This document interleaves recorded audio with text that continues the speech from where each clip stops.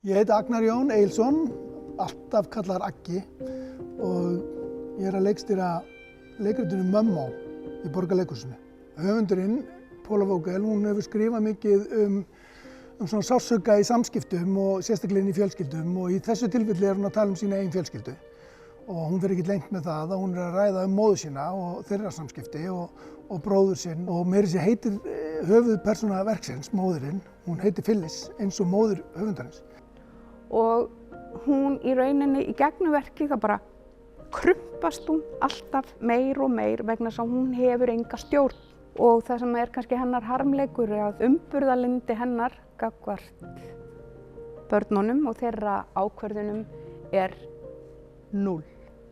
Og þarna erum við að fjalla kannski hvernig gildi forfeður okkar koma niður í gegnum kynslóðirnar og svo breytir samfélagið en ekki gildin og við byrjum kannski að meiða hvort annað.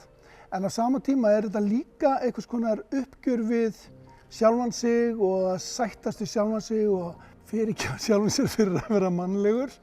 En það er líka húmor í því að því leyti að það er alveg húmor fyrir því að það er bæði broslegt og grátlegt að vera manneskja. Og hvað þá manneskja í mjög djúpum tengslum við aðra manneskjur.